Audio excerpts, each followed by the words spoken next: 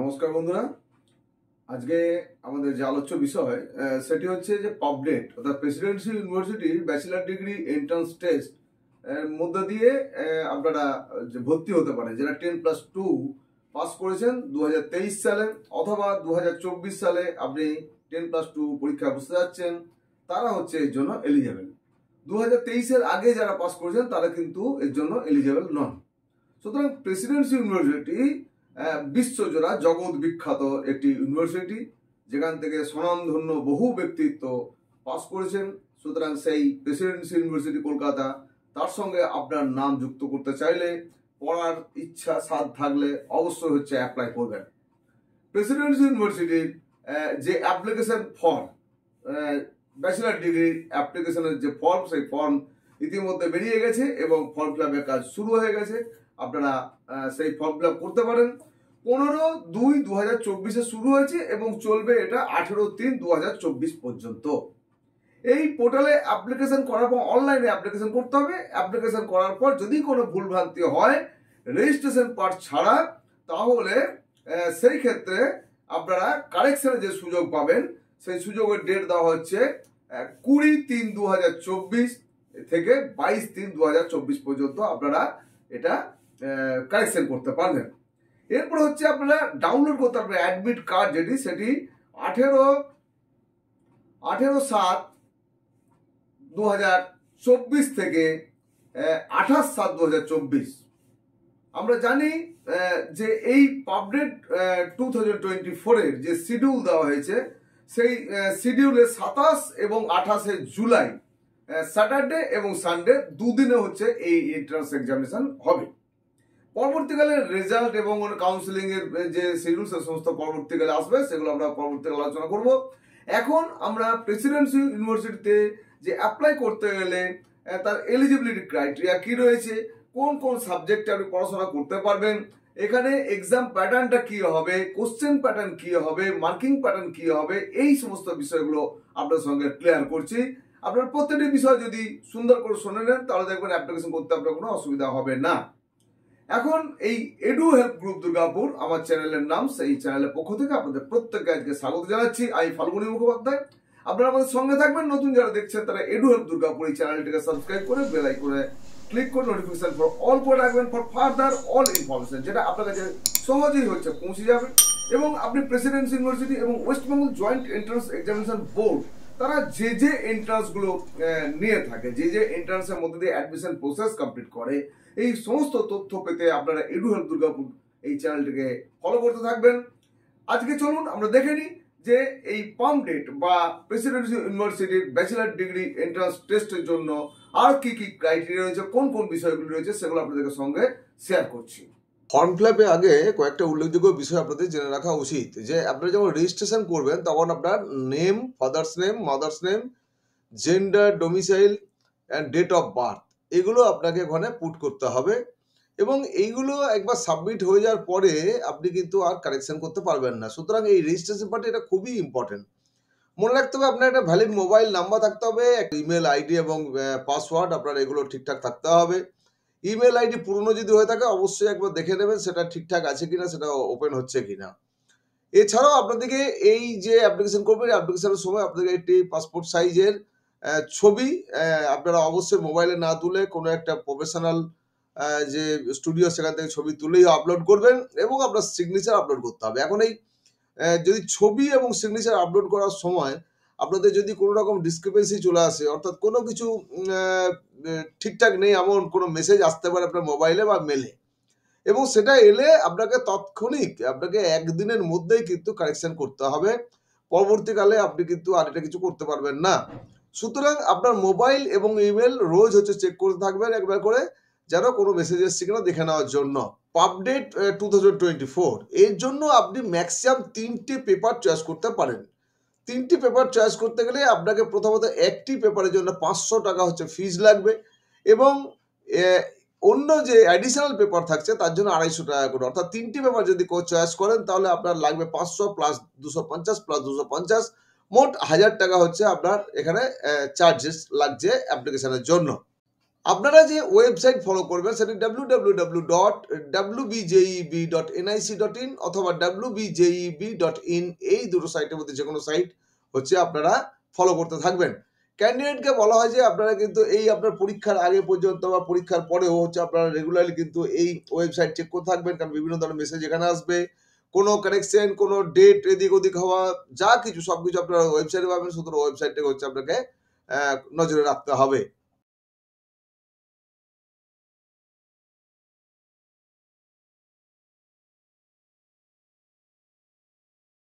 Physics, chemistry, mathematics, geology, economics, statistics, geography, life science, এটাকে সায়েন্সের সাবজেক্টে রাখা হয়েছে।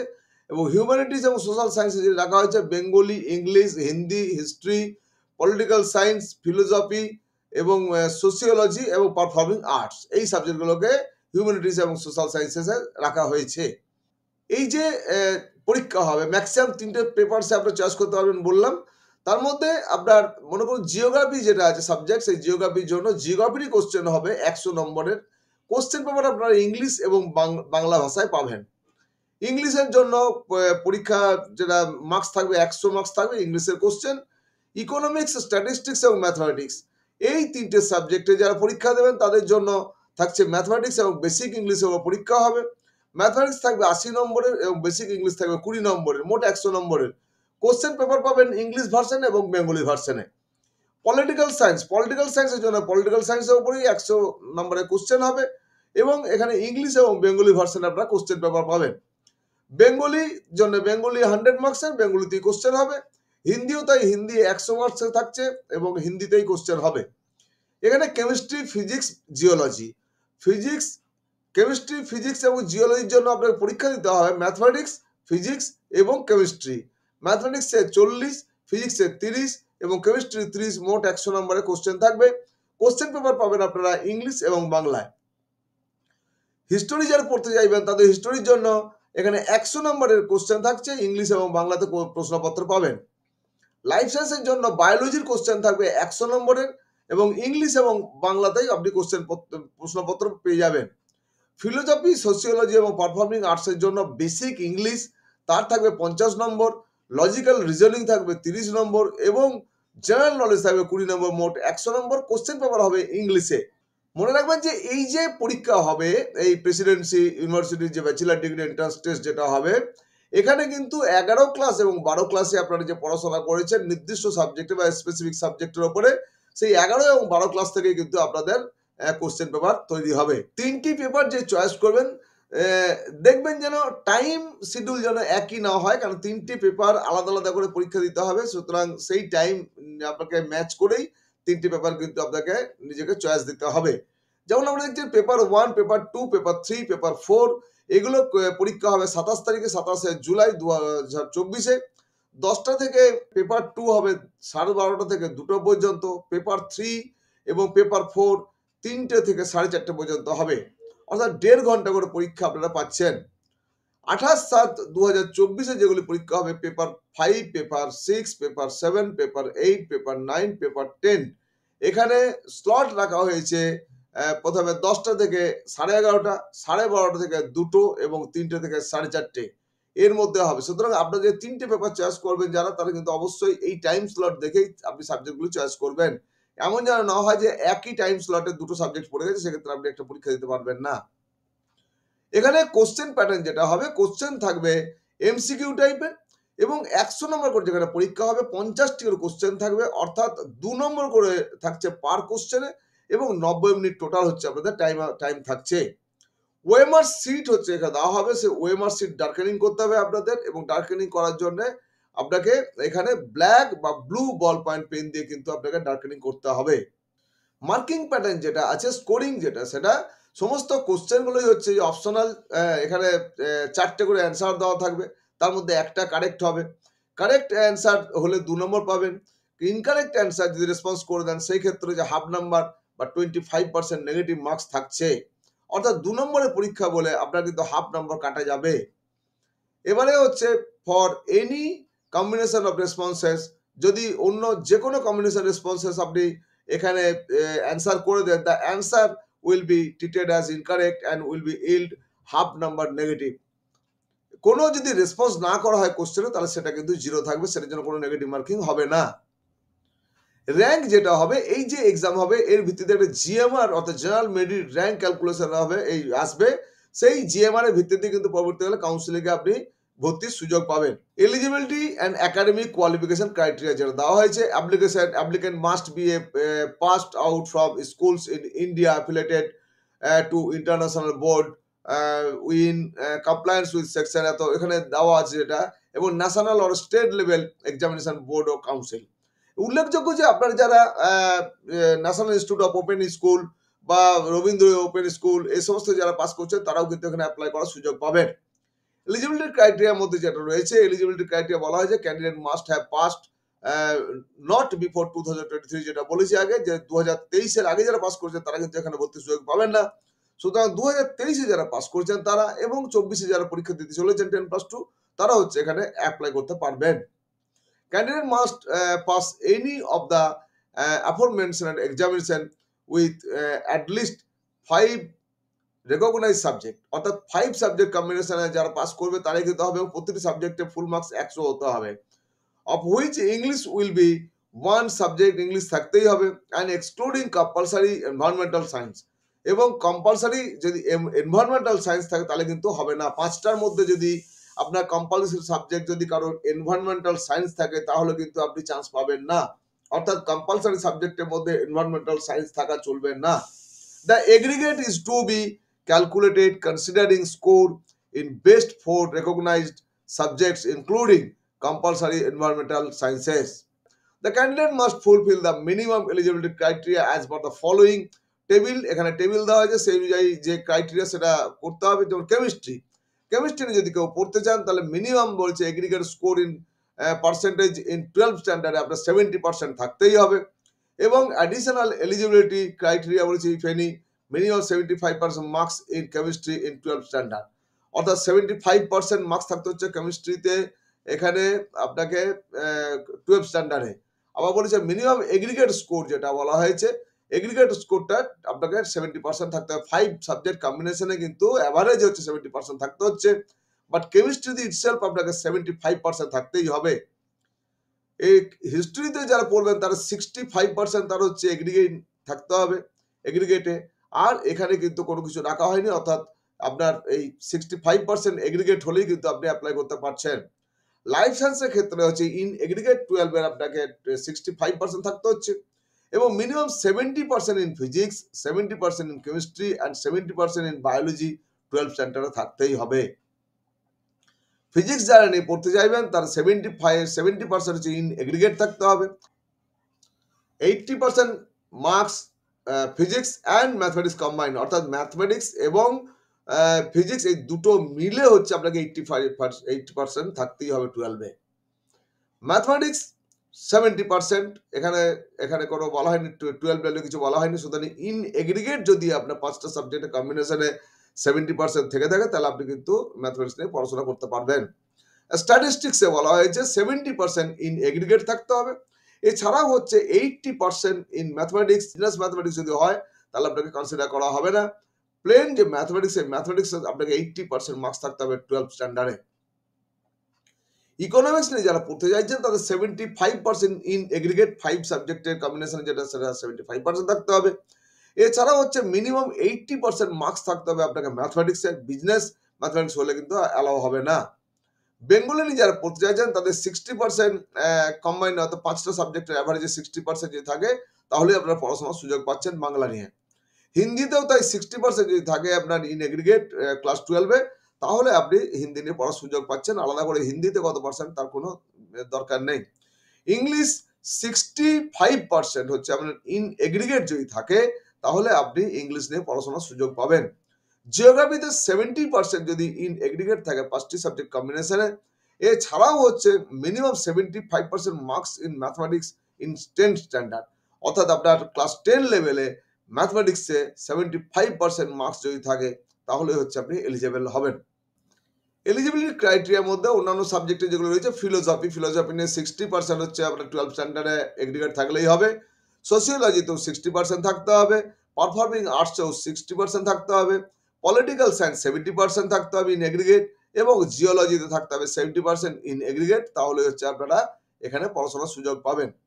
একটি সিট ম্যাট্রিক্স আমরা দেখতে পাচ্ছি, এখানে সিট ম্যাট্রিক্স রয়েছে। বেঙ্গলিতে জেনারেলের জন্য 21টি সিট, এসসির জন্য 8টি সিট, এসটির জন্য 2টি সিট, ওবিসি এ এর জন্য 4টি, ওবিসি বি এর জন্য 3টি, মোট হচ্ছে 38টি সিট। ইংলিশে রয়েছে আপনাদের জেনারেল 21টি, এসসি 8টি, এসটি 2টি, ওবিসি এ 4টি, ওবিসি বি 3টি, মোট 38টি। হিন্দিতে রয়েছে 16টি সিট, জেনারেলের জন্য 7টি, এসসি 2টি, এসটি 3টি হচ্ছে, ওবিসি এ 2টি হচ্ছে, ওবিসি বি মোট 30টি। হিস্টোরি নিয়ে যারা পড়তে চাইছেন, ইতিহাস নিয়ে পড়বেন, তো 25টি রয়েছে জেনারেলের জন্য সিট, 10টি রয়েছে এসসির জন্য, এসটির জন্য রয়েছে 3টি, ওবিসি এ 5টি, ওবিসি বি 3টি, মোট 46টি। ফিলোসফি নিয়ে রয়েছে 12টি সিট, জেনারেলের জন্য 4টি রয়েছে এসসি, 1টি রয়েছে এসটির জন্য, ওবিসি এর জন্য 2টি, ওবিসি বি এর জন্য 1টি, মোট 20টি। পলিটিক্যাল সায়েন্সের জন্য সিট রয়েছে জেনারেলের 17টি, এসসির জন্য রয়েছে 7টি, এসটি 2টি, ওবিসি এ 3টি, ওবিসি বি 2টি, মোট 31টি। সোসিওলজি নিয়ে যারা পড়তে চাইছেন তাদের জন্য জেনারেলের সিট রয়েছে 18টি, এসসির জন্য 7টি, এসটির জন্য 2টি, ওবিসি এ 3টি, ওবিসি বি 2টি, মোট 32টি। পারফর্মিং আর্টস নিয়ে যারা পড়তে চাইছেন তাদের জন্য জেনারেল রয়েছে 8টি সিট, এখানে 3টি রয়েছে এসসির জন্য, 1টি এসটির জন্য, ওবিসি এর জন্য 2টি, ওবিসি বির জন্য 1টি, মোট 15টি। কেমিস্ট্রির জন্য 29টি সিট রয়েছে জেনারেলের, 12টি সিট রয়েছে এসসির জন্য, 3টি এসটির জন্য, 5টি রয়েছে ওবিসি এ এবং 4টি রয়েছে ওবিসি বি এর জন্য, মোট 53টি সিট। একইভাবে ইকোনমিক্সের জন্য মোট 53টি সিট। এছাড়াও জিওগ্রাফির জন্য রয়েছে 15টি সিট জেনারেলে, 6টি হচ্ছে এসসি, 2টি হচ্ছে এসটি, 3টি ওবিসি এ, 2টি ওবিসি বি, মোট 28টি। জিওলজিতে 17টি সিট রয়েছে জেনারেলে, 7টি রয়েছে এসসি, 2টি রয়েছে এসটি, ওবিসি এ 3টি, ওবিসি বি 2টি, মোট 31টি। লাইফ সায়েন্সের 63টি সিট রয়েছে জেনারেলের জন্য, 26টি রয়েছে এসসির জন্য, 7টি রয়েছে এসটির জন্য, ওবিসি এর জন্য 12টি, ওবিসি বি এর জন্য 8টি, 116টি মোট সিট রয়েছে লাইফ সায়েন্সের। ম্যাথমেটিক্সের জন্য সিট রয়েছে 29টি রয়েছে জেনারেলের জন্য, 12টি রয়েছে এসসির জন্য, 3টি রয়েছে এসটির জন্য, 5টি রয়েছে ওবিসি এর জন্য, 4টি রয়েছে ওবিসি বি, এবং মোট সিট রয়েছে 53টি। একইভাবে এখানে ফিজিক্সেরও 53টি সিট, অ্যালোকেশনটা একইভাবে আছে। স্ট্যাটিস্টিক্সের জন্য জেনারেল রয়েছে 15টি, 6টি রয়েছে এসসি, 2টি রয়েছে এসটি, এখানে 3টি রয়েছে ওবিসি এ, 2টি রয়েছে ওবিসি বি, মোট 28টি সিট। আমরা প্রেসিডেন্সি ইউনিভার্সিটিতে জেনারেলের জন্য মোট 364টি সিট রয়েছে, 147টি রয়েছে এসসির জন্য, 40টি রয়েছে এসটির জন্য, ওবিসি এর জন্য 67টি, ওবিসি বি এর জন্য 47, মোট 665টি সিটে হচ্ছে এই ব্যাচেলর ডিগ্রি কোর্সে আপনারা ভর্তি হতে পারবেন। প্রেসিডেন্সি ইউনিভার্সিটিতে যে সমস্ত রিজার্ভ কোটার সিট রয়েছে সেখানে ভর্তি হতে গেলে অবশ্যই ক্যান্ডিডেটকে ওয়েস্ট বেঙ্গল ডোমিসাইল হতে হবে। যারা কন্টিনিউয়াস হচ্ছে 10 ইয়ার্স হচ্ছে ওয়েস্ট বেঙ্গলে বসবাস করছেন তারাই যোগ্য হবেন। এছাড়াও যাদের পেরেন্টসরা হচ্ছে পার্মানেন্ট বাসিন্দা ওয়েস্ট বেঙ্গলের, কিন্তু পড়াশোনার তাগিদে হচ্ছে বাইরের কোনো স্টেটে গিয়ে পড়াশোনা করতে হচ্ছে, তারাও কিন্তু ওয়েস্ট বেঙ্গল ডোমিসাইল হিসেবে ট্রিটেড হবে। জেনারেলি হচ্ছে এখানে অ্যাডমিশনের জন্য বা এই এক্সামে বসার জন্য কোনো ডোমিসাইল সার্টিফিকেট দরকার নেই, কিন্তু অর্থাৎ যে কোনো স্টেট থেকে হচ্ছে অ্যাপ্লাই করা যেতে পারবে। বাট শুধুমাত্র রিজার্ভ কোটা যে সিট রয়েছে সেই সিটে ভর্তি হতে গেলে তাদেরকে কিন্তু অবশ্যই ওয়েস্ট বেঙ্গল ডোমিসাইল হতে হবে। এবং SC, ST, OBC A, OBC B candidate who are domiciled in West Bengal and SC, ST, OBC A, OBC B তারা যদি ডোমিসাইল সার্টিফিকেট সংগ্রহ করতে না পারেন, আপনাদের যে ক্যাটাগরি সার্টিফিকেট রয়েছে সেই সার্টিফিকেট আপনাকে প্রডিউস করলেও হবে। তবে অবশ্যই সেই সার্টিফিকেট নির্দিষ্টভাবে ঠিকঠাক থাকতে হবে, যদি না থাকে সেক্ষেত্রে কিন্তু আপনার ক্যান্সেল হয়ে যাবে। 3টি ফরম্যাটে আপনাদেরকে ডোমিসাইল সার্টিফিকেট নিতে হবে, একটি A1, একটি A2, একটি B ফরম্যাট। A1 যারা আগের বছরগুলোতে পাস করেছেন, অর্থাৎ 23 সালে যারা পাস করেছেন তাদের স্কুল থেকে তো A2F দেবে না, যদি দিয়ে দেয় তাতে কোনো অসুবিধা নেই, যদি না দেয় সেক্ষেত্রে আপনাকে A1 যে পারফরমেন্স সেই পারফরমেন্সের মাধ্যমে নিতে হবে। বাট A1 এবং B পারফরমেন্সে আজকাল এই সার্টিফিকেটে সই করতে কেউ চান না, সেই ক্ষেত্রে আমাদের ওয়েস্ট বেঙ্গল গভর্নমেন্টের যে ই ডিস্ট্রিক্ট পোর্টাল রয়েছে সেই ই ডিস্ট্রিক্ট পোর্টালে গিয়ে আপনারা যদি অ্যাপ্লাই করেন এবং অনলাইনে যে সার্টিফিকেট আসবে ডোমিসাইল সার্টিফিকেট সেই বা রেসিডেন্সিয়াল সার্টিফিকেট, ডোমিসাইল সার্টিফিকেট কোনো ইলেক্টেড পারসন অর্থাৎ এমএলএ, এমপি বা যে কোনো নির্বাচিত কোনো প্রতিনিধি তারা কিন্তু সই করলে এটাতে গ্রাহ্য হবে না। ওবিসি যারা থাকবেন অবশ্যই তাদের ওবিসি এনসিএল উল্লেখিত থাকতে হবে। ওবিসি এনসিএল ছাড়া ওবিসি এনসিএল হিসাবে সেই সার্টিফিকেট গ্রাহ্য হবে না। আপনাদের আগেই বলেছি যে একটি পাসপোর্ট সাইজ ছবি আপনাকে আপলোড করতে হবে, রিসেন্ট কালার পাসপোর্ট সাইজ ছবি আপলোড করতে হবে, সেটিকে 10 KB থেকে 200 KB এবং সিগনেচার 4 KB থেকে 30 KBর মধ্যে আপনারা জেপিজি বা জেপেগ ফরম্যাটে আপলোড করবেন। আপনারা যে পেমেন্ট করবেন সেই পেমেন্ট আপনার net banking, debit card, credit card, UPI, QR code যেখানে থাকছে সেই কিউআর কোড দিয়েও আপনারা এখানে এই পেমেন্ট করতে পারবেন। During online application, the candidate has to choose any two of the following examination zone. যে এই এতগুলি জোন দেওয়া রয়েছে, জোনের মধ্যে যে কোনো দুটো জোন আপনি চয়েস করবেন, তার মধ্যে আপনার যে কোনো একটা জোনের সিট পড়বে। যেমন রয়েছে বাঁকুড়া রয়েছে, মালদা, কোচবিহার, বেহরামপুর, শিলিগুড়ি, কল্যাণী, শ্রীরামপুর, আসানসোল, হাওড়া, ময়দান, শিবপুর, এছাড়া দুর্গাপুর, কলকাতা সেন্ট্রাল কলকাতা, খড়গপুর রয়েছে, কলকাতা সল্টলেক, নিউ টাউনে রয়েছে, বর্ধমান রয়েছে, কলকাতা সাউথ কলকাতা রয়েছে, তমলুকে রয়েছে। এই যতগুলি সেন্টার বলা হয় এর মধ্যে যে কোনো দুটো সেন্টারকে আপনি চয়েস করতে পারবেন, যে কোনো একটা সেন্টারে আপনার সিট পড়বে। ইনফরমেশন বুলেটিনের appendix 1 page number 20 out of 29 এই ইনফরমেশন বুলেটিনের এই পেজে A1 যে ডোমিসাইল সার্টিফিকেট তার প্রোফর্মা দেওয়া রয়েছে। এরপরে দেওয়া রয়েছে আপনাদের 21 পাতাতে রয়েছে অ্যাপেন্ডিক্স 2, সেখানে A2 ফরম্যাটটা দেওয়া আছে। এছাড়াও রয়েছে পরবর্তীকালে 22 পাতায় অ্যাপেন্ডিক্স 3, সেখানে ফরম্যাট বি এটা দেওয়া আছে। আপনাদের যার যেটি লাগবে সেটি কেবলমাত্র এখান থেকে প্রিন্ট করে নেবেন, 2 কপি প্রিন্ট করে আপনি এই ফরম্যাটে আপনি সার্টিফিকেট সংগ্রহ করতে পারেন। পরীক্ষা যখন দিতে যাবেন তখন কেবলমাত্র ক্যারি করতে পারবেন একটা printed copy of admit card, A copy of colour photograph, অর্থাৎ যে ফটোগ্রাফ আপনি আপলোড করছেন সেই ফটোগ্রাফ একটা থাকবে সঙ্গে। Any photo identity card in original such us Aadhaar card থাকতে পারে, প্যান কার্ড থাকতে পারে, পাসপোর্ট থাকতে পারে, ভোটার কার্ড থাকতে পারে, 10th স্ট্যান্ডার্ড অ্যাডমিট কার্ড থাকতে পারে, যার মধ্যে ছবি থাকতে হবে, স্কুল আইডি কার্ড ছবি যদি থাকে তাহলে হবে। এই কটা জিনিসই আপনারা নিয়ে যেতে পারেন, বাকি অন্য কোনো জিনিস আপনারা নিয়ে যেতে পারবেন না।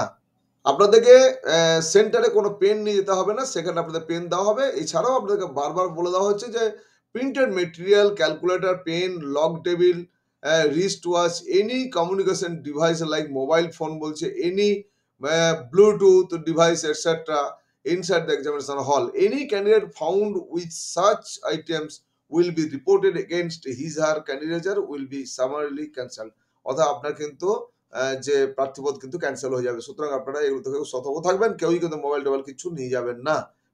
শেষ করার আগে বলবো যে এখানে West Bengal joint entrance examination board রূপন্না DB 118 sector 1 Salt Lake city Kolkata 7,64,000। এখানে টোল ফ্রি নাম্বার দেওয়া আছে আপনাদের জন্য যে 1800-123-4782। এটি একটি টোল ফ্রি নাম্বার রয়েছে, সুতরাং আপনাদের কোনো প্রয়োজন নেই, আপনারা এই নাম্বার ব্যবহার করতে পারেন। এটি হলো রূপন্না বা West Bengal joint entrance examination বোর্ডের যে অফিস অ্যাড্রেস সেটি এখানে দেওয়া হলো।